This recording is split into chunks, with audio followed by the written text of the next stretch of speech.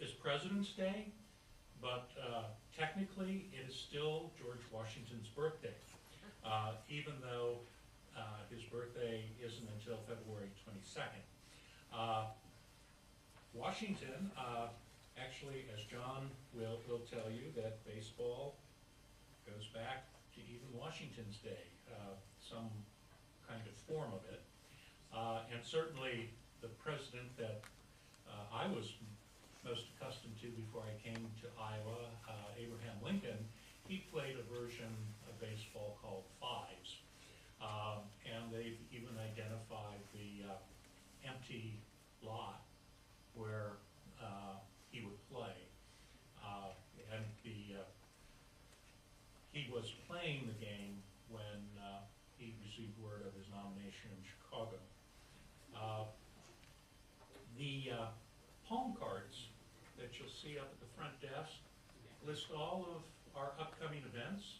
I hope that you'll take one home with you so that you can come in and enjoy some of the opening of the World War I exhibit. Also, we'll be showing baseball movies on Saturday afternoons. If you look in the hallway, you'll see those films. And also, next to the front desk is the Hoover Presidential Foundation membership desk. I hope you'll, if you're not a member, you'll take home a brochure and think about joining them. All of the programs that are done here, including this one, are done because of the generosity of the Hoover Presidential Foundation. And the other benefit of membership is that, of course, you get free admission. So if you plan on coming to a number of programs, you'll more than make up the cost of the membership with your visits to the Hoover. So let me say a little bit about our speaker today. John Liepa is a retired professor of history and political science from the Des Moines Area Community College. He taught those subjects for more than 40 years, so he knows what he speaks, especially when it comes to Iowa history and the topic today, baseball.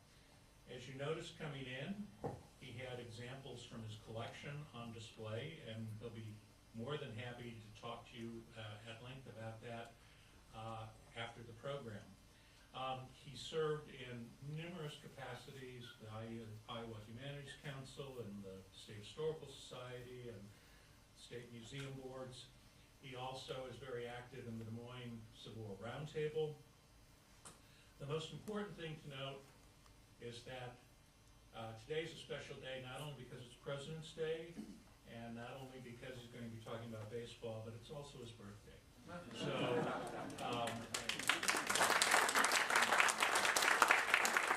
he really went above and beyond to be here today. Ladies and gentlemen, please welcome our speaker.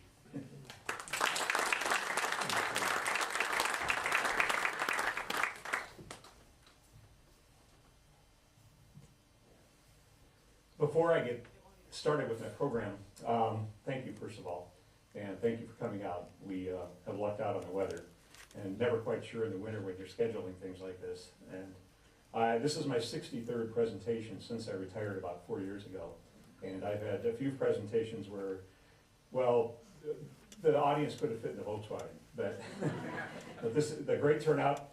What we're going to do for about the next hour, and you know. Bear with me. If any of you need to get up and leave, use the restroom, you can't stay for the full hour. I'm not going to be insulted by that. But we're going to explore early baseball history. And we're going to start out by looking at the origins of the game itself. And I was telling Tom, a couple of the staff here too, that there have been books that have been published within the last 10 years that have had us totally rethink about the origins of the game of baseball. Baseball in the Garden of Eden was just published a few years ago by John Thorne. And John is the official historian of Major League Baseball. And Tom was mentioning that there's mention in the diaries of soldiers at Valley Forge. It wasn't always called baseball, but of a game that approximates or is similar to baseball. So the first thing we're going to do in my presentation is we're going to explore the the myths. We're going to explore the origins of the game of baseball. And I'll start out here with three of the biggest myths in a minute. And then after that, we'll look at the early history. We're going to look at the history pre-Civil War. We'll look at the 1830s, 40s, 50s, and so on. The game of baseball is here in Iowa before the Civil War. And I'll give you the exact date and where and so on. Not much is written about it, but it's there. And then the Civil War, in spite of all the tragedy and everything else, the Civil War would accelerate the spread of the game of baseball. And I've got some images to share with you about the connection between the Civil War and the game of baseball. And then, of course, we'll look at what happened in the years immediately after. The game exploded, including here in Iowa. And I'll come back to this statistic, but listen to this here and then again a little bit later. In 1866, the year when the Civil War ended, the year after it ended, there were fewer than 10 town teams in Iowa. Des Moines had one called the Capital Cities. In 1867, the next year, there were 200 town teams in Iowa. 200 town teams in Iowa. And again, the priorities when you came here to homestead is you built a roof over the head of your family, you took care of them, you pitched in with your neighbors and you built a church and a school, and then you put a baseball team together. Those are your priorities. And it puts you on the map. Well, that's what you did, and you'll see that too. So we'll look at, first of all, some of the myths, the early history, and then, of course, we'll look at the first players from Iowa. And I will talk in a lot more detail about what I'm wearing. Now, it's a strange mix, because you know they don't go together, all right?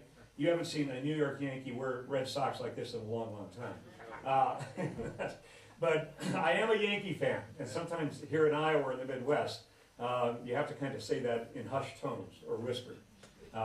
I was introduced as a Yankee fan at the 10th year dedication of the Bob Feller Museum, and I got thoroughly booed by everybody there. And that's okay, I can live with that. But anyway, I am wearing the uniform as a tribute to Iowa's first major league player. And he was a kid from Montrose, Iowa, down by Keokuk. His name was Calvin McVeigh, and you're going to hear all about him today, all right? So we'll look at some of the players. There were over 200 Iowans have made it to the major leagues. It's close, right around 220 right now. And of those 220 that have made it to the major leagues, one pitch, one at bat, you're a major leaguer. And there are a number of players, that was their career, one pitch or one at bat. Well, they have a wonderful expression for that. It's they stopped in for a cup of coffee. That usually means fewer than 10 games in your career. Stopped in for a cup of coffee. 40 some of those Iowans that have made it to the majors stopped in for a cup of coffee. But 7 have made it to the Hall of Fame. Now the collection out there, when you leave, again, a lot of what you'll see in the PowerPoint is on those tables out there. I brought along placards basically of 3 of the 7 Hall of Famers, Bob Feller and Fred Clark and Cap Anson. And I'll teach you who the other 4 are before we're done here. But so 7 in the Hall of Fame, about 220 in the major leagues. Let's get started. I like to start with this lithograph. A lot of you have heard of Currier and Ives. They made greeting cards and so on for many, many years in the 19th century. And this is a Currier and Ives lithograph. It's from 1866, the year after the Civil War. But I like to use this to start out my discussion about the myths surrounding the game of baseball. And if you look at the bottom, first of all, one of the myths is that baseball is an American game. It's not. It's not an American game. It evolved out of a lot of games that came from other places that are much older, primarily from England, and we will talk about that. Second myth, it was invented by Abner Doubleday in 1839 in Cooperstown, New York. Bud Selig, the commissioner of baseball, recently retired, still believes that. He doesn't listen to his own historians, okay? That myth has been dispelled, and I love Cooperstown, I love the Hall of Fame, I've been there a number of times, we'll talk a little bit more about that, but that museum is there based on a myth. It didn't happen. And the third myth, and the reason I like this picture, is that a lot of us growing up here in Iowa would love to think that the game of baseball originated in places like Van Meter or Norway, where kids were playing catch with their dad, and dad built a baseball diamond for them, that it's primarily a rural or small town game in its origins. That's simply not true.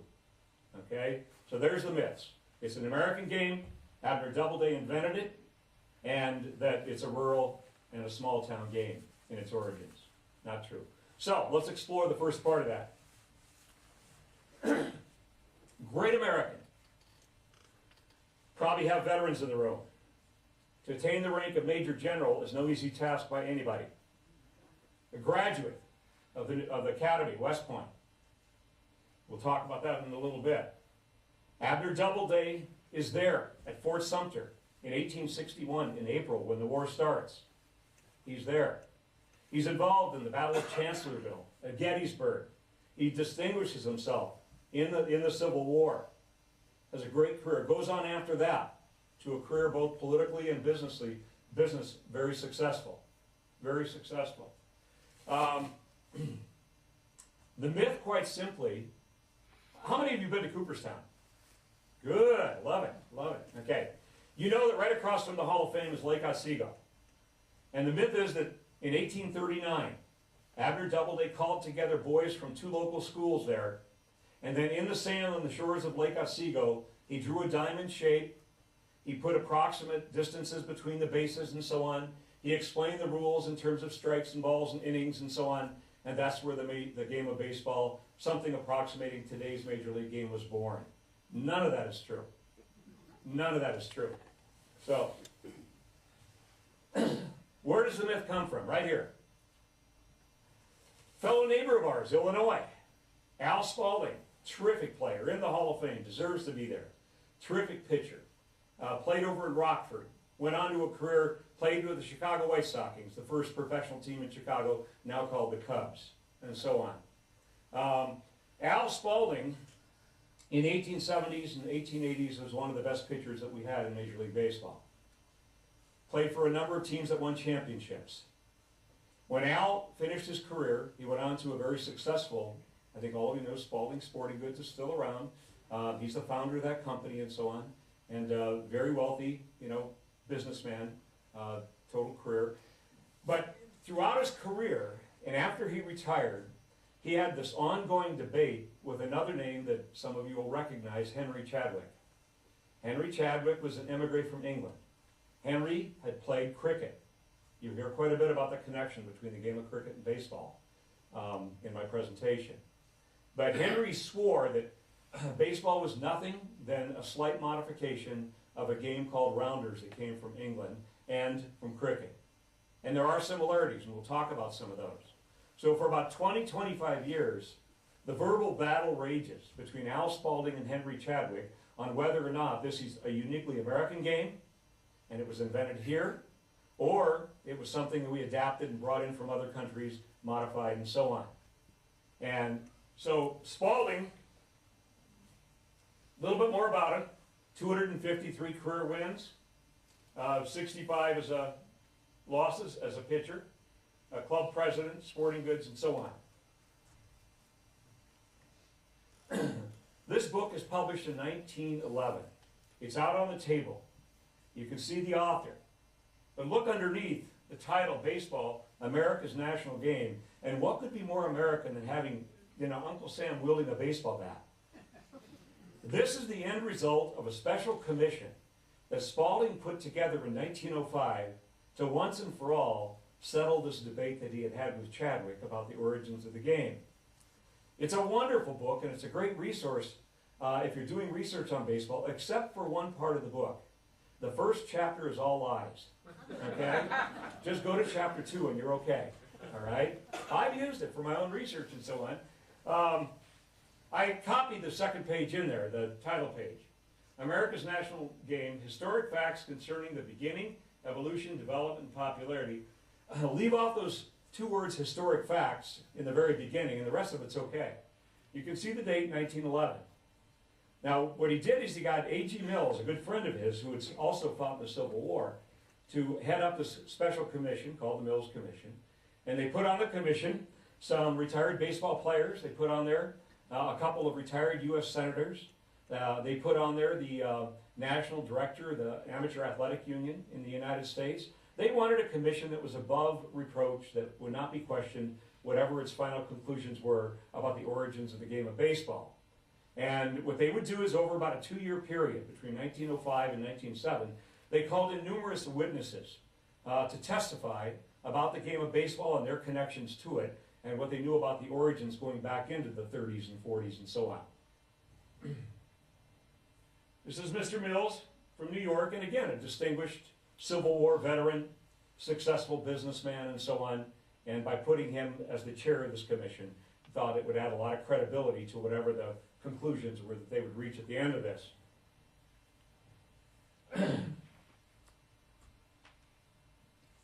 Abner Graves. Abner Graves is the key reason why we believe the myth about Abner Doubleday. Abner Graves, a book that was just published in about 2 years ago, and that's why I make this point. I taught my students for years that history is process. It's not cut and dry. It's constantly changing. Until we knew about DNA, we did not know about Thomas Jefferson siring the children that he did, and we do now, and it's not debated anymore. Well, you know, Abner Graves was a 70-year-old retired mining engineer that lived in Colorado that was called in to testify before this commission, because it's this gentleman right here who swore that he was there in Cooperstown in 1839 and that he witnessed Abner Doubleday calling those kids to the shores of the lake and laying out the rules of something that approximates the modern day game of baseball, that he witnessed it. Now, the other thing that's fascinating about him, and I know there's some people here, including Bill from Cedar Rapids, that Abner Graves spent considerable time living here in Iowa. He spent time in Cedar Rapids. He owned property over by Denison and so on. But here's the guy that testified in front of this distinguished, commission that he saw that. He saw what took place in 1839 on the shores of that lake, and that Doubleday deserves the credit. And that's for all those years, okay, why we've had that myth perpetuated. And still some people believe in it. All right, now, what's wrong with the myth? It's really pretty simple. In 1839, when Abner Doubleday was supposed to have been in Cooperstown inventing baseball, he was a sophomore, second-year cadet at West Point Military Academy. Not in 1839, not in 1939, not in 2009 or 2015 does West Point give you the summer off to go home and invent baseball. They don't do that, okay? And all you had to do was go and check the attendance records of West Point. And he was there. And he was there. Here's the other part of what most researchers have used to dispel the myth about the invention of baseball at Doubleday. I said at my opening remarks that he had a distinguished career. There are some 80-some volumes of diaries left by the family that researchers go to. You would think somewhere in volume 23, chapter 12 through 14, say, I took off time to invent baseball. There's not any mention of baseball whatsoever in the diaries of Abner Doubleday. If I invented baseball, believe me, a large part of my diaries would include inventing baseball. He didn't do it. He didn't do it. So, where does it come from? It comes from all kinds of different sources. As Tom said in the introductory remarks, it predates this country's independence. Look at the date here, 1744. You don't have to know a lot of American history, that obviously the Revolutionary War is well after that. 1744, and look how it's spelled, base and ball. Sometimes it's simply the word base, sometimes baseballists. A lot of other terms you're going to hear shortly here. Sometimes it's a children's game called one cap or two cap. The English game is called rounders. Later on, town ball. All these terms deal with games that approximate or are similar to the game of baseball. If you read this, you can see, first of all, he's got a ball, and he's throwing it towards someone, and they have posts. Another game that was played a lot in England was called stool ball. And when the pitcher, he wasn't called a pitcher then, okay? When he would toss the ball towards you, you protected the stool by not letting the ball hit it, by swatting it away. 1744, the poem, the ball once struck off, away flies the boy to the next destined post, and then home with joy. Burlap sacks, posts, steel plates, different shapes to the field, different numbers of players, different titles for the different positions and players. That's all part of the mystery of the early game of baseball. And it's been fantastic unraveling it. I mentioned John Thorne's book, Baseball in the Garden of Eden. And there's another one by David Block called Baseball Before We Knew It. And they've actually gone back and looked at symbols, hieroglyphs in Egypt on some of the tombstones and so on of people, that's right, people holding a stick or something and batting an around object. No, it's not what you're going to see at Wrigley Field next week, or in a few weeks. Oh, pitchers and catchers report next Thursday, okay, so winter's almost over. That's the voluntary pitchers and catchers. Those that are holding out for big contracts won't be there for a number of weeks still. And that's another woodcut, 1820. That's the year that Missouri enters the Union. Iowa's still, a territory, part of other larger territories. But if you look at the picture, playing ball. Children playing the game of base and ball, slightly different. But you can see the ball is round, the bat looks like something that, you'd see at a ballpark today a little bit, okay? There was a great bit of research about 10 years ago where they actually found out in Pittsfield, Massachusetts, that the city elders had to write a law into city code that forbid the playing of base and ball within 80 feet of public building because they were breaking too many windows. And that was just discovered recently. History is process. We keep, finding new sources. References in Jane Austen's works to baseball, back in England, and so on. But the words are different all the time. I like this one because I've been there. 1834. This is 4 years before Iowa becomes a territory. And I like to put it into perspective a lot of times using Iowa as an example. Gives you a better sense overall of how relatively new the game itself is and in comparison to Iowa. But these kids are wearing uniforms, so they're upper class kids, they're boys, and they're playing, if any of you spent time, and the pictures you've seen on the news recently, I don't think any of us want to spend time there. This is the Boston Common, okay? They got 80 feet or 80 inches of snow there or something like right now. But that's the Capitol building in the background, and it's probably a private boys' school, and they're playing baseball.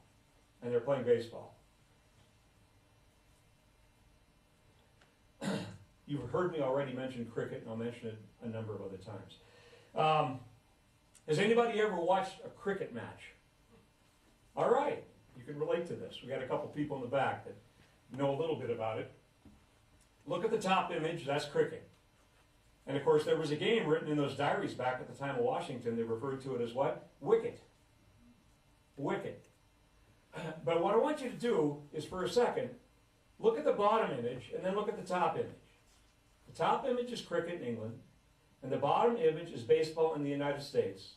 And just, a little word game here, thinking one or two words what the most dramatic difference is between those images. Don't tell me, okay? Let me explain to you a little bit about cricket.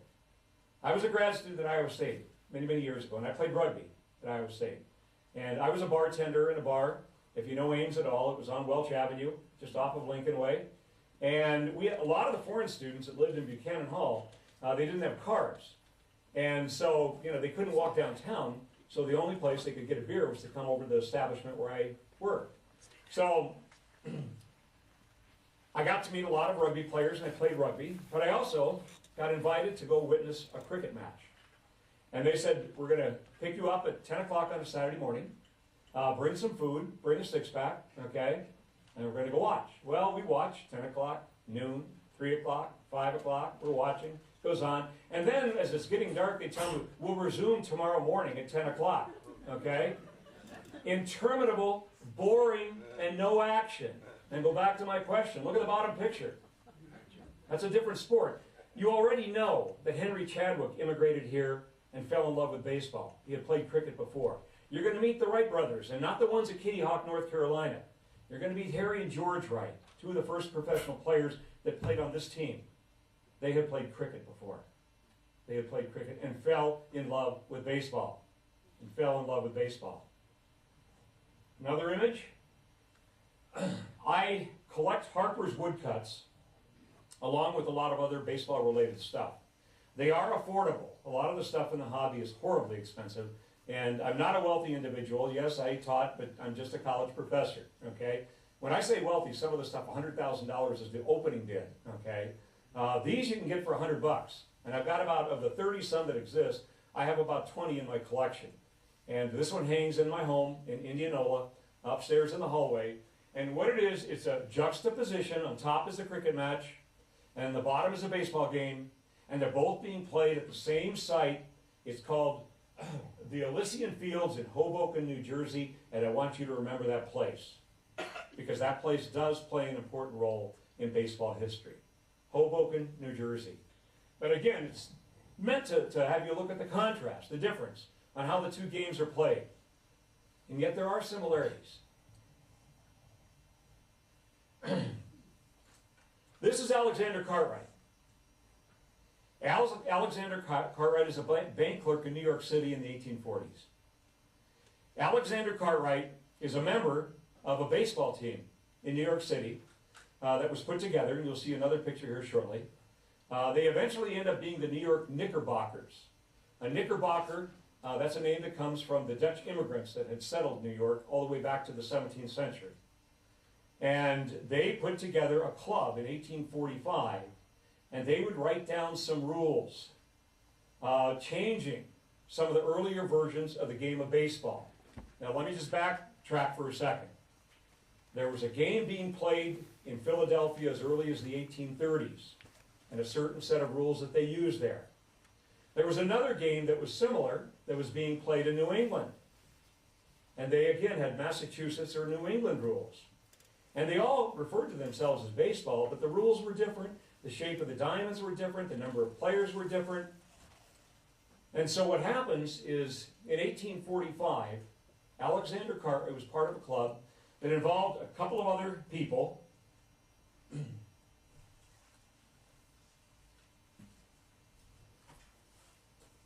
This is in the new book.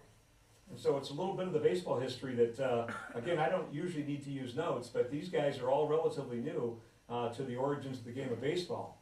The research has all been done in the last few years, but Daniel Lucius Adams, and you'll see a picture of him. His nickname was Doc, and he was a doctor. He had a lot to do with some of the things that will help create the modern day game of baseball, and he was part of that club. William Rufus Wheaton is part of the club. Early 1840s, and Louis Fenn Wadsworth, he's part of the club. And along with Alexander Cartwright, they will put together some rules in late 1845. And then on June 19th of 1846, at the Elysian Fields in Hoboken, New Jersey, they will play under the New York rules. Under the New York rules. Different than the Massachusetts rules, different than the Philadelphia rules. Different than a lot of the children's games, different than cricket, different than wicket, different than town ball, different than round ball, and approximating something like our modern day game of baseball. No one invented baseball. No one person invented baseball. A lot of people contributed to the evolution of something that looks like our modern day game of baseball. Oh, I must have hit that by accident. Hang on. Okay. Now, this puzzles baseball fans. Why would I have a front page of a book on Aaron Burr, the trader? All right. I purchased this book, and I do have it out in the lobby, a number of years ago in an auction, partly because in connection to baseball, but also because I love history and I taught it for years and I wanted to read it. But the reason I wanted to read it wasn't to learn about Aaron Burr. The reason was this. That's the book plate inside the cover. This sat in the library of Alexander Cartwright in the 1840s when he was helping put together the modern day game of baseball. And I wanted to sit there and read the book and say, I read the same book that Alexander Cartwright read. And so I did. I did. There they are. The New York Knickerbockers, part of the team. All right? Alexander Cartwright in the back and the middle. In the back of the middle. All right? Wadsworth in the front on the left. Now, guess which one is the doctor? The one smoking the cigar, of course. All right? That's Doc Adams. These are colorful characters. The more I read about them, the more interesting they are. And they were all successful professionally as businessmen and so on. They were doctors and lawyers and a lot of other things. But they all had a role to play in the early origins of the game. And this is one of the early, this is a part of a private collection by a collector in New York. And it's truly one of the most important pictures in the history of the game of baseball. Porter's Spirit of the Times. The top part of an old newspaper It's referred to as a masthead. They still use the term today too. But it might be kind of hard for some of you to read, but it says, a chronicle of the turf field sports, literature, and the stage. But the important thing, it's a little bit out of focus, is the baseball game they're playing down at the bottom. This is from 1856, and I do have this out in the lobby. It's turned to a certain page, which you're going to see in a minute. That's the page. Look at the top of the right-hand column. How they play the game in New England. These are the Massachusetts rule. This is the New England game. And look at the shape, first of all, of the field. It's kind of square, but not entirely. There are 4 posts or stations that you run to, okay? And the guy doing the batting, here's the thrower, he's not a pitcher, and here's the batter, and there's first base, second base, third base, and fourth base. All right? This is the New England game. What else is different? No foul lines. No foul lines. What else is different? You could get players out a number of different ways. One is if you caught it on the fly, it's a no-brainer. No gloves at this time. Not until the 1870s.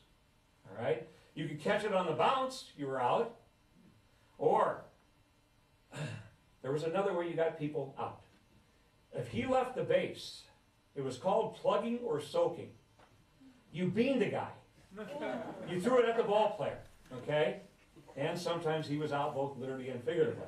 But he was out, okay? How many players on this field? Anywhere from 8 to 24. Now let me backtrack. Not to that time, to my childhood. I grew up with 3 brothers, most of the time in Des Moines. And some of you of my generation will know this game. You don't see kids playing it anymore. You don't see kids playing much of unsupervised anything anymore. But it's called worky up or work up. A lot of nodding here by some of the older gentlemen, all right? Worky up or work up. How did you play the game?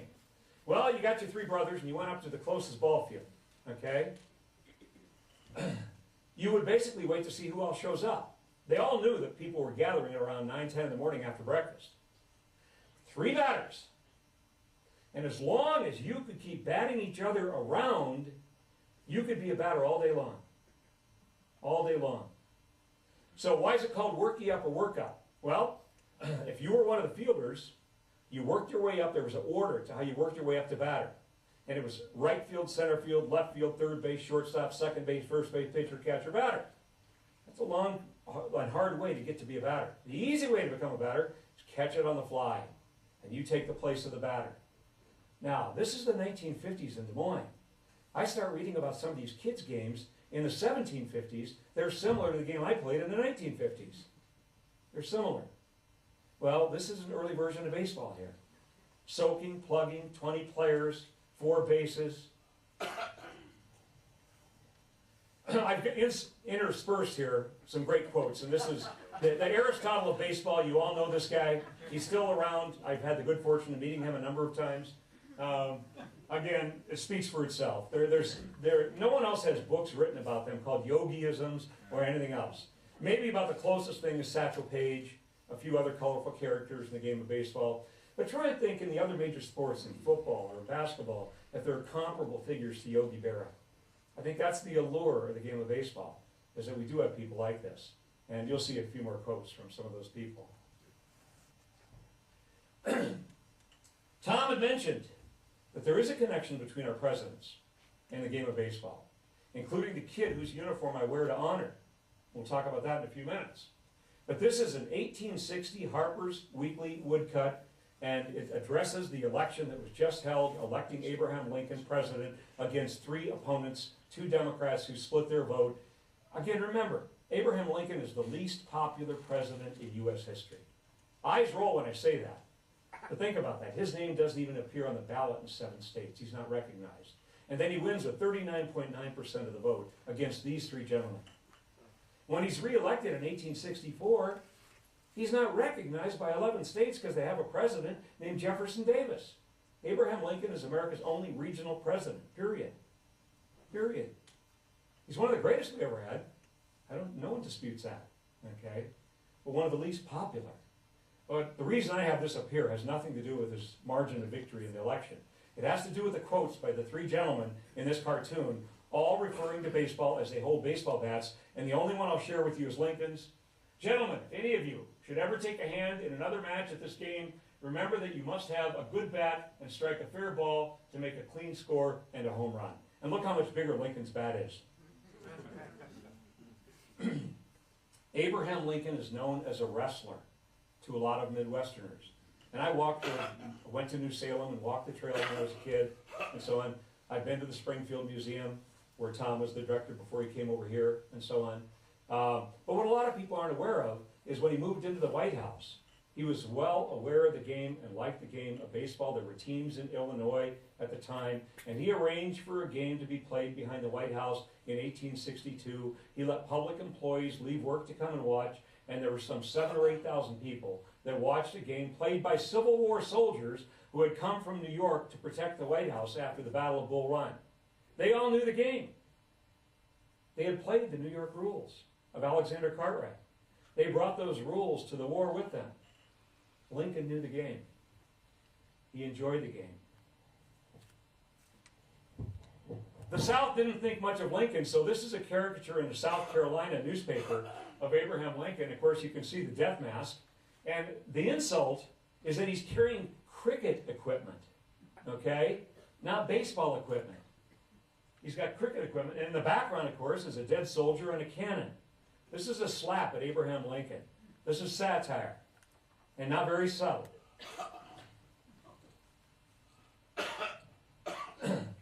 The connection between the Civil War. What does it take to be successful militarily? Veterans in here, raise a hand. Got a number of them. Raise my hand, okay? Training, discipline, teamwork, over and over and over.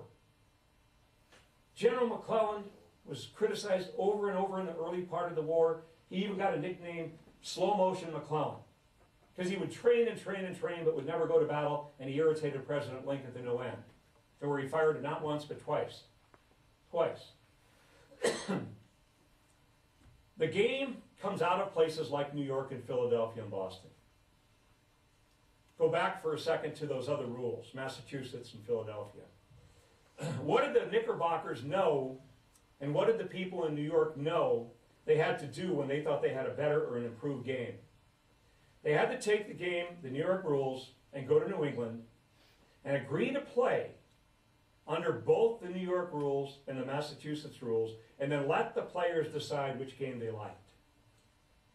Well, the one that wins out is the New York rules. And by the time of the Civil War, the others have disappeared or are disappearing entirely.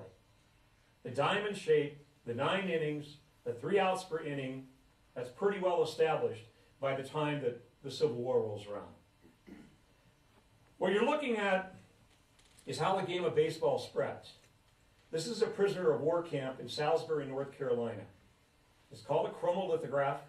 There are only a handful of these known to exist, and they're incredibly desirable to wealthy collectors in the hobby. $160,000 for one of these about a year ago.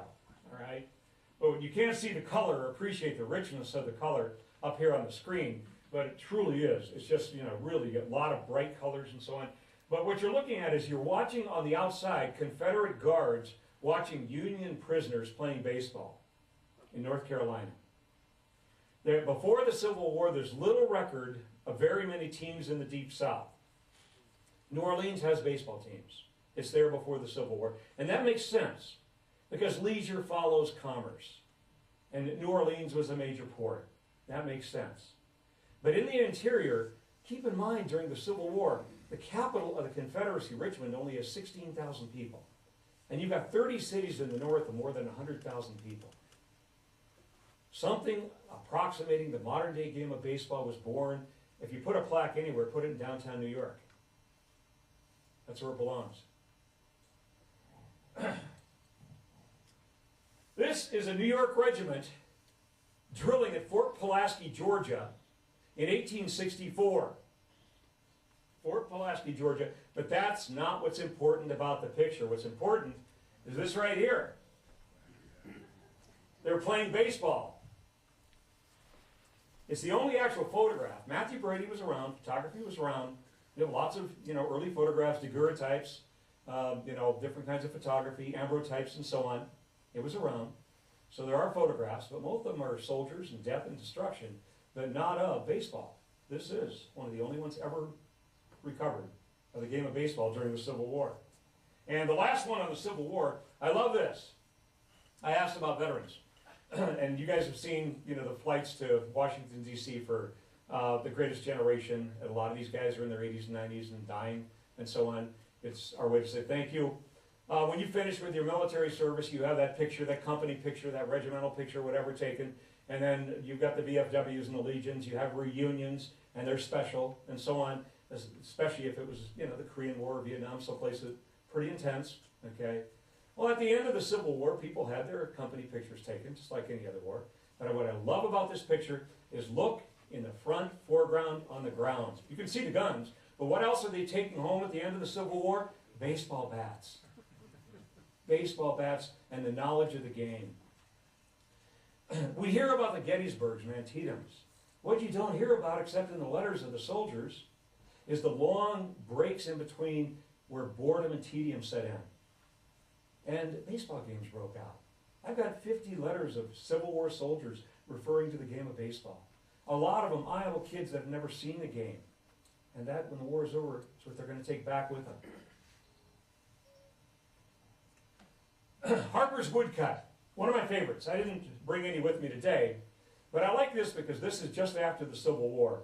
And you can tell a lot from a picture. Look at the uniforms, but pay particular attention. No gloves. So that tells us 1860s or early 1870s.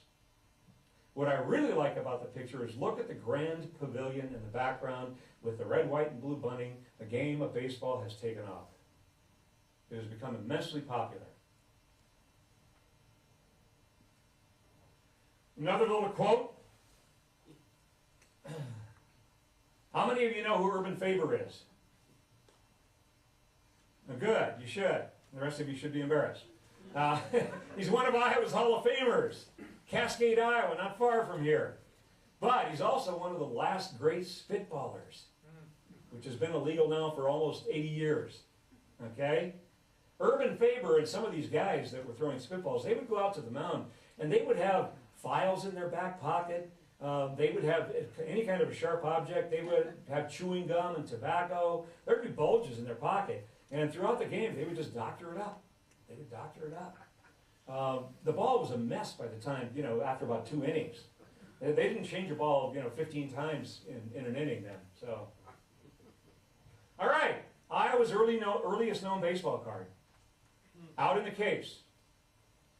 You can see at the bottom, Washington, Iowa, just down Highway 1 from Iowa City. The Washington Baseball 9. I've done a lot of research on this.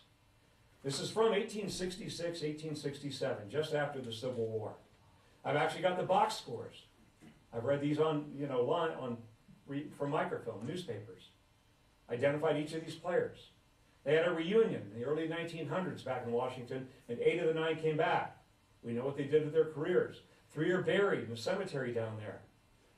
The man in the middle is the captain.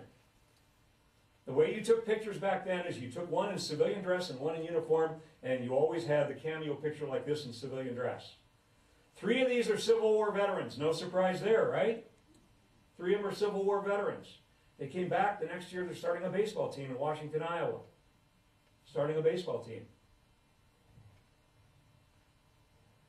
Let me backtrack before I tell you about this little gem.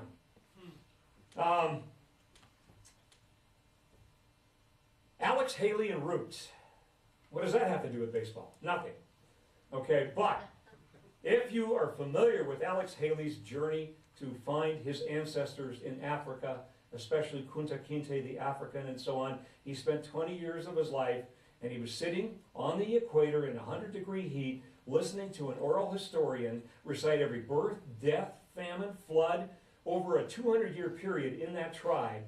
And he tells the story of where 2 boys had a job to go out and find kindling for the fires and so on, and they left like they did every morning, and one came running back screaming that the other one had been taken captive by a neighboring tribe. And then this griot, this oral historian, says to Alex Haley, and the boy's name was Kunta Kinte. And he said it was like he got struck by lightning, because that was his relative. He knew that name. and he'd never been to this village, met this man before that morning. Well, I had my Alex Haley moment at a library in Des Moines, all right? And to this point, and I'm always careful to say that as a historian, no one has found an earlier date. On May 28th of 1858, Don, and he knows this, the Pastime Baseball Club, a meeting was called in Davenport, Iowa, and that's the earliest reference of an organized baseball team being put together in the state of Iowa. 3 years before the Civil War, Davenport, Iowa. There are references before the Civil War to teams in Dubuque. Teaching Iowa history, there's a method to the pattern of settlement for the state of Iowa. It's essentially this: southeast and northwest along the river valleys. And that makes logical sense. And that makes logical sense. All right? So when you start researching, you go to the river towns to look for a lot of the firsts. Our oldest town, Dubuque. The first newspaper, Dubuque. The first railroad bridge, Davenport. The first baseball team, Davenport. It makes sense. And then it spreads west as people settle that way. I was doing a program 2 years ago in Mount Pleasant. And I had been told ahead of time that a gentleman would be coming in to see me. And this gentleman's family went back to the foundings of the city of Mount Pleasant. If any of you have relatives down there, I won't say his name, but I'm sure you know it. Okay? He came in with a 3-ring binder with some amazing, amazing baseball card sets that his father had collected from the 19-teens. All right? And, you know, I educated him. We met a number of times. But his father also had been a collector of baseball books and magazines going back to the 1860s. What he brought in with him was this right here, and I have it out there. The Constitution and Bylaw, look at the beautiful handwriting, by a man, okay? On the Hawkeye Baseball Club of Mount Pleasant, and look at the date, April of 1866. 1 year after the Civil War ends. This is a fascinating read, because it has all the players' names, the hotel where they met, the cost of the equipment, the Constitution and the bylaws they put together, the rules that they were operate under. It's the oldest known Iowa baseball artifact to this day. I haven't seen one earlier. No one has shown me one earlier, 1866. I love the picture. The date is wrong. It's been corrected by Sabre. And we did it by going through box scores. But that doesn't take away or detract from the image and the picture. Luke couldn't be prouder than to be a baseball player representing the Marshall Baseball Club of Marshalltown, Iowa. And look at the money put into that uniform. That's how important that team was to that city. And Marshalltown is one of the first really good teams in Iowa baseball history.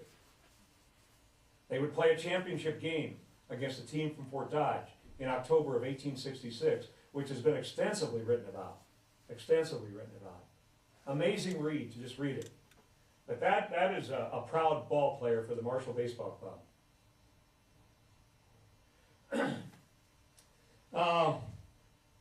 Mark Rucker was an advisor to Ken Burns when he put together the baseball series that appeared on public television in the 1990s. A lot of you are familiar with it. A lot of you have watched it. I've watched it many times. Mark has a company called Transcendental Graphics, and he has one of the largest private collections of baseball images of anyone on planet Earth. All right. Well, he's got a lot of stuff that they don't have at the Hall of Fame in Cooperstown. Mark and I have known each other for a long time, and Mark made me aware of this picture, and I worked out an arrangement to get it from him. For a long time, we thought it was the Luther College baseball team. And so, of course, I had to go to Luther College and go back through all their yearbooks to the beginnings of Luther College. And we couldn't find any of the names. The names are on the back. And then I said, we're looking at the wrong place. We need to go to the courthouse. And we started looking at the tax records. And sure enough, the names started popping up.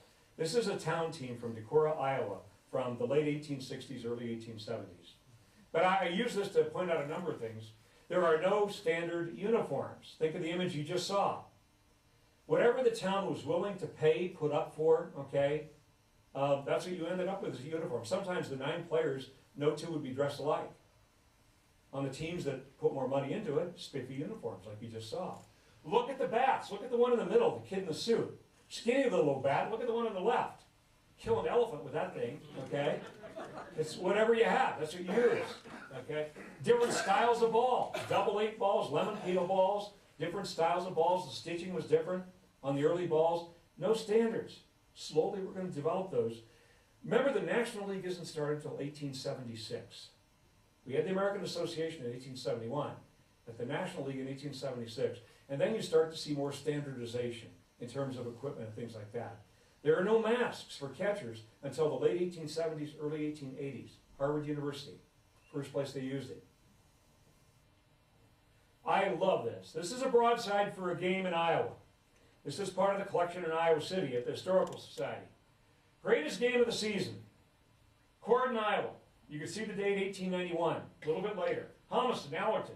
The latter club strengthened by 4 players of the Shane Hill Club. This is to be the greatest game of the season as both clubs will play for blood. Well, no, now read on, okay? No one should fail to see it. John Entler, a Bonaparte, well known to the lovers of the game, will officiate as umpire, which is a surety of a fair and quiet game. Now, wait a minute. Is it for blood? Is it a fair and quiet game? You guys know what it is. It's for blood. It's not a fair and quiet game, all right? That's why they have this good umpire, because they know it's going to be for blood. But the real point here is that's the significance, that's the importance of baseball teams for a small town in Iowa. Keokuk by the 1870s has 3 teams. 3 teams. Has a population of less than 5,000. 3 teams. Girls are playing baseball both in Council Bluffs, in the Nonpareil, in their newspaper. There's reference to a girls' baseball team in 1867. In Keokuk, a black team in 1867.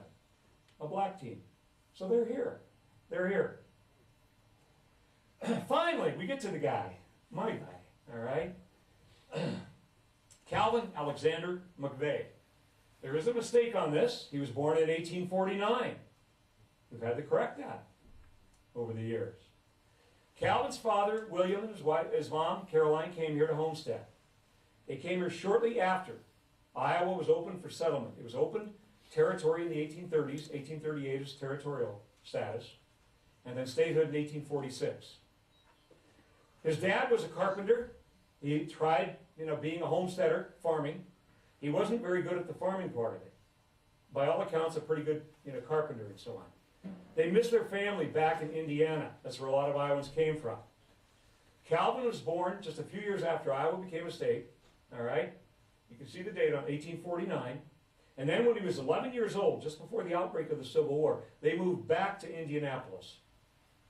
They moved back to Indianapolis. I've been to Montrose a number of times. How many of you have ever been to Montrose? All right. Most people just drive by it, okay? It's about 6 miles north of Keokuk on the river. And if you go into Montrose, they have telescopes set up there, view scopes, and you can look across at the temple, the Mormon temple, in Nauvoo, right across the river and so on. It's really a pretty little town, and I made them aware of the importance of Calvin McVeigh, and now they just last year have basically designed and paid for a large plaque that this is the birthplace of Iowa's first major league player. I'm going to tell you a little bit about this guy, but let's take a look at a couple of more images. Those are the Cincinnati Red Stockings of 1869 and 1870. That is America's oldest commercial baseball card, put out by a sporting goods company called Peck and Snyder, and one of 23 copies known to exist is out there in the lobby. Okay? Calvin McVeigh is a young gentleman. He was a little bit superstitious. In the back row on your left, that's Calvin McVeigh. Now let me just tell you a little bit about Calvin's early career. When they moved back to Indianapolis, he played for the University Nine. By all accounts, a very, very, athletic, gifted kid. A bit of a temper, short-tempered, okay, a boxer, acrobatic, used to do flip-flops like Ozzie Smith and so on. Played for the University Nine, played for a team called the Westerns in Indianapolis. Now we're up to about 1867. Played for a team called the Actives. These are town teams. 1868. When he was playing for this town team, a team came in from D.C. and trounced him. Everybody knew that the D.C. team had some ringers that were getting paid under the table. They couldn't compete. Aaron Champion, a local businessman, and Harry Wright, whose name you heard a little bit ago, the English immigrant who brought cricket over here, they lived in Cincinnati, and they decided once and for all they were going to change the game of baseball. They were going to revolutionize baseball. They were going to put together the first all-professional team in the history of the game. And they were going to get uniforms, and they were going to pay everybody above board, and they were going to practice and drill and practice and drill. Remember again my comments about the military. And then they were going to see what the result was. Well, they practiced and drilled. Her name was Bertha Bertram. She was the seamstress in Cincinnati. The material is called cricket flannel. This is a Gothic C for Cincinnati. The bib is kind of unique in design. Everything I'm wearing, except obviously the goofy-looking hat, okay, is part of the original uniform. I have a copy of the hat out in the lobby. It's kind of flat and white. There's two different styles. And I have replica boots out in the lobby. They're out there, and a bat and a lemon peel ball. That's what they would have been using in 1869 and 1870. Now, they practiced and drilled. And then they played their first exhibition games. They played 4 against teams in the Cincinnati area, and the scores combined were something like 132-22 or something. There was no competition. And then they knew what they had to do next. They had to take this new game of baseball with all professional players into the heart of the beast, and that meant exactly go back to New York City, go back to Baltimore, Washington, D.C., go back to Boston, and play the supposedly best teams in the game. They go back there and they start winning. And not just winning. Scores were like 110-3. All right? Out of 57 games in that first season, they had 2 close games. 1 disputed, 1 close game. Their record is 57-0. A game of baseball would never, ever be the same. Now I'm going to tell you a little bit more about that season here in a second. I want to show you a few more things. But that's Calvin. And in the middle in the front is George Wright.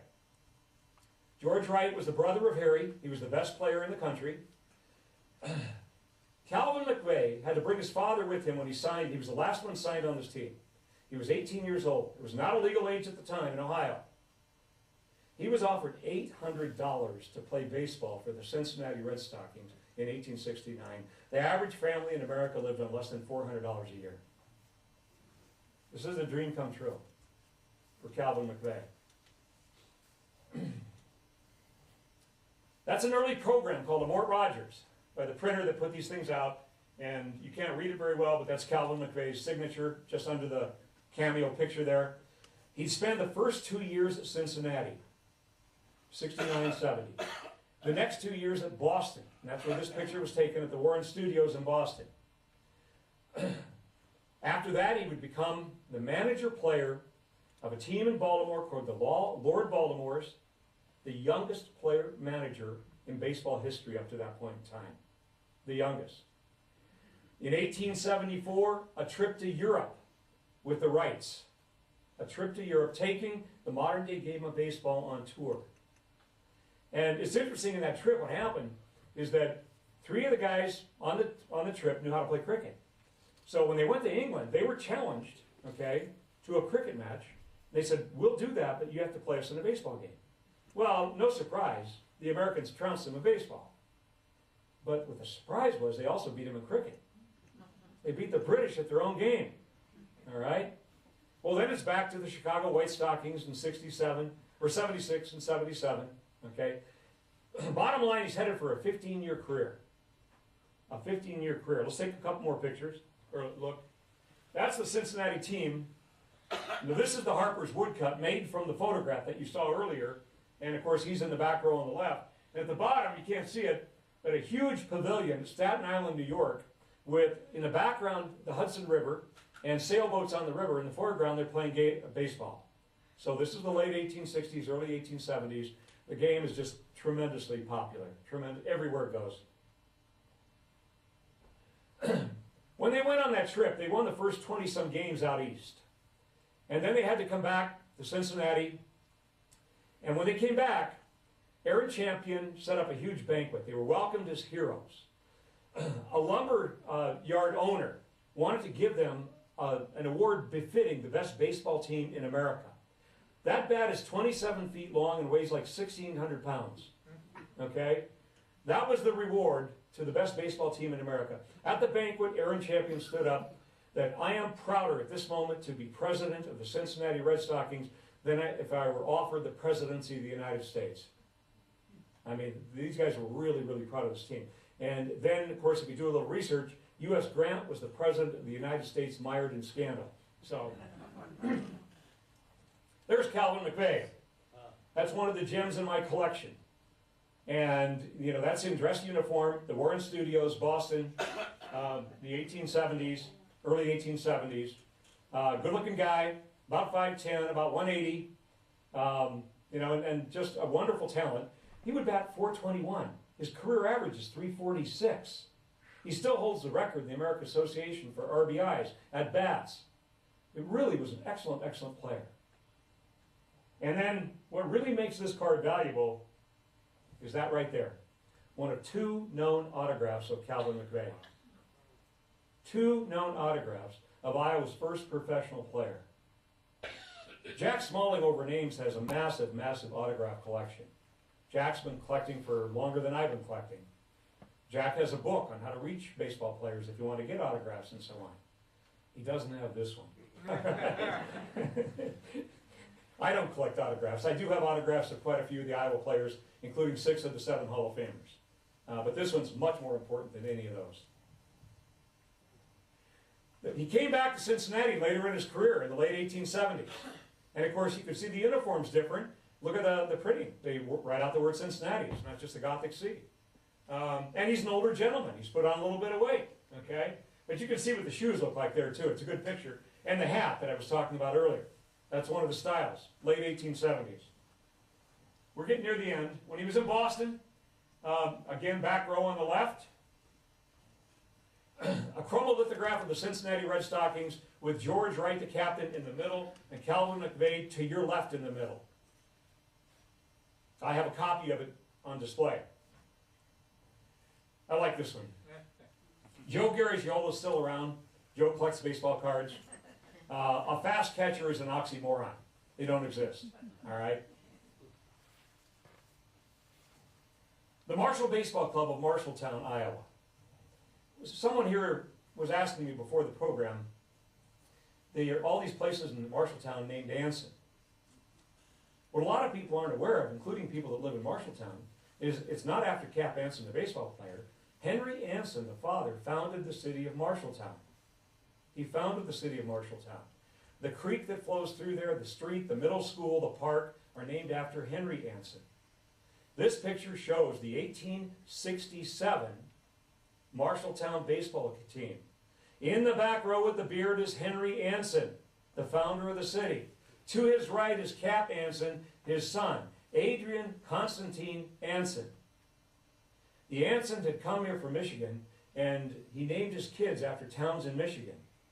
In the front row on the left is his son Sturgis, a town in Michigan.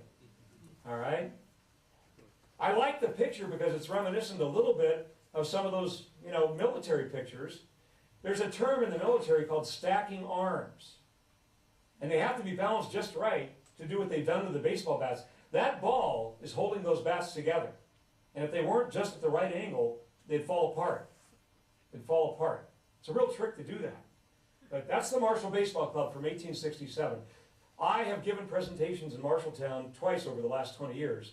And, you know, people cry when I say this, but they think that the Anson family founded the baseball team there. They didn't. And I've shown them box scores from 1866, and there are no Ansons on the team. There are no Ansons on the team. They play an important role, but they come later. They come later. They're not on that team in 1866. That team that went to play Fort Dodge in a championship game. It was played at a neutral site called Boonesboro, today called Boone. And there are no Ansons involved in that. Cap Anson, lower right, when he left Marshalltown, he went to the Forest Cities in Illinois, not here in Iowa. He took with him a friend that had played in Marshalltown, Pony Sager, on your left, in the middle. A lot of people thought for a long time he was an Iowan. He wasn't. He was a ringer brought in to play for the Marshall baseball team. He's from Pennsylvania. That was just through exhaustive research shown in the last year. I do collect the autographs and images, and I did bring that one with me. That's Cap Anson's beautiful autograph. He was a clerk in the city of Chicago after he left baseball, and so he has gorgeous handwriting. A lot of these earlier players do. Let me take a second, and here I'll educate you about the 7 Iowans that are in the Hall of Fame. If you can remember this, ABCFFVW. No, that's easy to remember. Now you have to add a name to those letters. Cap Anson is the A, you're looking at it. From Marshalltown, Hall of Famer. All right? Dave Bancroft of Sioux City is the B, a wonderful shortstop in the teens, nicknamed the Beauty. Dave Bancroft. Fred Clark, I have a case full of stuff out there, one of the great player managers of all time, born near Winterset on a farm, is the C. Outfielder. Fred, in his first major league game, gets 4 singles and a triple. Nobody's done that since. All right? ABC, Anson Bancroft Clark. Urban Faber, the spitballer you heard of earlier. There's your first F. You know the second F. Even the young people here have heard of Bob Feller. Just died a few years ago. ABCFFV. Dazzy Vance of Orient, Iowa, over in Adair County. Terrific pitcher for Brooklyn in the 19-teens and so on. And the W nobody's heard of, because he is somewhat of an enigma. His name is J.L. Wilkinson, admitted to the Hall of Fame in 2006 with a class of Negro League players. And what's interesting about Wilkinson, he's from Algona, Iowa. First of all, he wasn't black. And second, he wasn't a baseball player. No, wait a minute. All right. Have anybody ever heard of Wilkinson at all? Other than a few of the people that research it, you have. Good for you. Wilkinson was the man that put together the Kansas City Monarchs. Wilkinson discovered Ernie Banks. Wilkinson discovered Willie Mays. Wilkinson discovered Satchel Paige. Wilkinson put together an all-nations team. Wilkinson was a terrific promoter. He was the only white manager in the Negro Leagues. I can go on, but you get the idea. He's pretty important, and he deserves to be in the Hall of Fame. ABC, FFVW. There you go. Cap Anson in the back row, third from the left with Chicago. Great player. First 19th century player to get 3,000 hits. Big kid, 6'2". Played first base. Earlier in his career played other bases, but ended up at first base. Cap Anson, lower right, briefly with Philadelphia. Harper's woodcut. Cap Anson on an early tobacco card out in the case. The earliest cards go back to the 1880s. Photographs older than that. I have this one in my collection along with some other Anson items. But you can see a chewing tobacco, Mayo Cut Plug, put out these cards at the bottom. And a lot of those early cards were tobacco cards.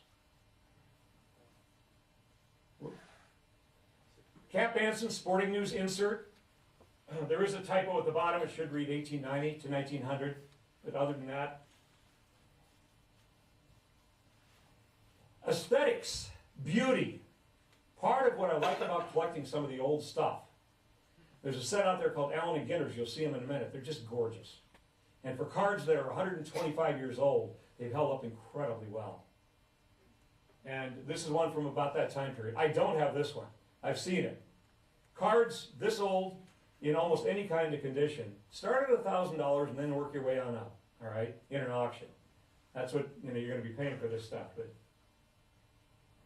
these are the Allen and Ginter's. 50 in the set, 10 baseball players. The set includes pool players, wrestlers, boxers. It includes Annie Oakley. I have most of the set. I have the 10 ball players, and there they are. Anson's in the lower right-hand corner. They're gorgeous. And they're out in the case. You can look at them when we leave. Cap Anson, and I think, okay, now, what's the downside of Cap Anson? Negro Leagues. Cap Anson, and there's no polite way to say it, even if I'm in Marshalltown, was one of the reasons we had to wait for Jackie Robinson on April 15th of 1947. Cap Anson was an avowed racist. Cap Anson was scheduled to play an exhibition game against the Toledo Blue Stockings in 1883. And he found out, okay, while they were warming up, that the Blue Stockings team had Moses Fleetwood Walker, they referred to him as Fleet, and his brother Welde Walker on the team. When they took the field to warm up, Anson was going to take his team and leave. He wasn't going to play against a team with 2 blacks on it. All right? When he found out he would forfeit his part of the gate, the receipts, he played under protest. Okay? He used the N-word repeatedly in the game. Okay? And he was powerful enough by the late 1870s where he actually told other teams that the Chicago White Stockings would not schedule you if you play teams that have black players on them. And that's why we end up losing the great talent of Josh Gibson, the great talent of people, Satchel Paige I mentioned earlier. We did never really find out how good these guys could have been because they didn't have a chance to play professional ball for all those years. He's not the only racist. In all fairness to Cap Anson, that think about this, America in the 1870s, we had Jim Crow laws, the KKK was reaching peak numbers, we had segregated everything in this country, white boxers would not black boxers, say that 10 times, all right? So Anson, and then as you do research into Anson's background, you sit there and say, where did that come from? There's been a 3-part biography, a real extensive one, that just came out a few years ago on Anson. And there were no black families in Marshalltown when he grew up there. So where did it come from? There were Native Americans still living there. There was a Potawatomi Indian named Johnny Green that lived there. And a lot of the white settlers thought they were a lower order of human being. So if you think some people, for whatever reasons, aren't equal to you, it's pretty easy to translate that to somebody else not being equal to you. Who knows what all the reasons were? But by 1883, he is an avowed racist and used that N-word freely and often. So even though he's a great player and belongs in the Hall of Fame, that's part of the legacy of Cap Anson. Fred Clark is a wonderful player. This is his rookie picture when he played for Louisville in the 1890s. Player-manager for Pittsburgh.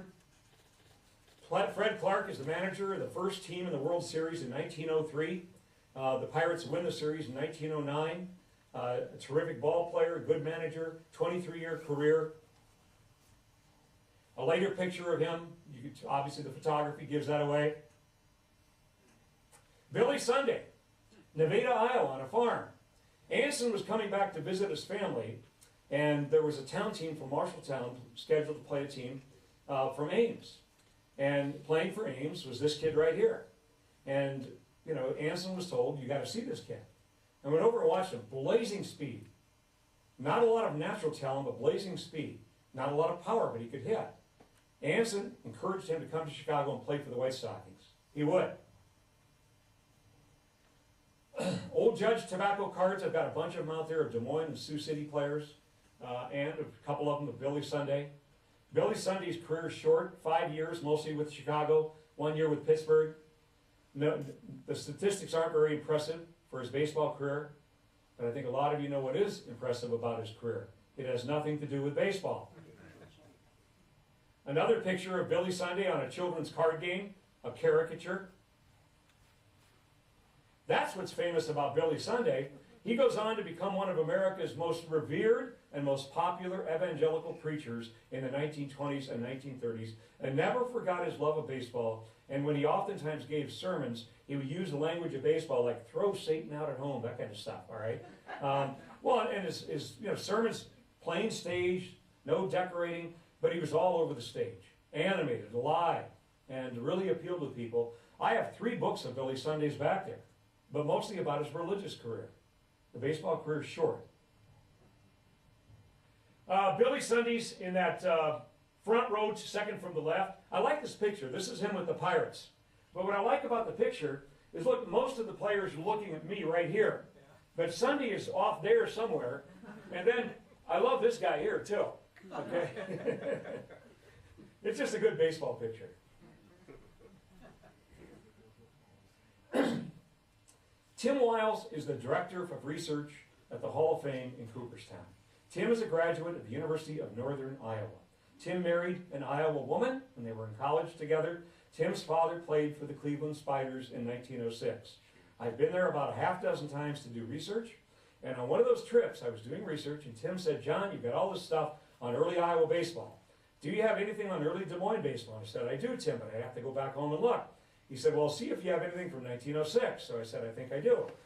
So I went back and looked, and sure enough, your lower left-hand corner is Tim's grandfather, who played for the Cleveland Spiders. Tim had never seen this picture. I made him a professional duplicate of this, sent it to Cooperstown, and now when I go to Cooperstown to do research, I do not ever pay for the copy machine. It's 25 cents a page, all right? And I copy hundreds of pages. They give me a pair of white gloves and a copy machine, and I just copy away. But, early Des Moines team, late 1880s. Again, a lot of these things from a photographer's viewpoint are beautiful. What I like about this, hard to see again, the focus, is the big pavilion in Des Moines. That's not the first. The first one was on Scott Street, Southeast 7th and Scott, but 6th Street in Holcomb, near North High School, if you know Des Moines at all, was one of the first ballparks. And so by the late 1800s, early 1900s, the game of baseball was really, really caught on in Des Moines. The Old Judge tobacco cards, there are over 5,000 different cards, including 7 or 8 poses of some of the players in the set, about 525 different players. No one, including the wealthiest card collectors in America, has ever completed the set. Every time they think they're getting close, a new card comes up with a new variation or a new pose. There was a player from San Francisco 2 years ago, the card came out, and Keith Olbermann and somebody else, they were bidding at $100,000, and it finally sold for $125,000. I'm a realist. There are Des Moines and Sioux City players in the set that virtually nobody wants to collect, so I do. All right? And I have about 50 of them. And no, but you can laugh, but these are still $500 to $1,000 a pop. Okay, I've got about 50 of them out there.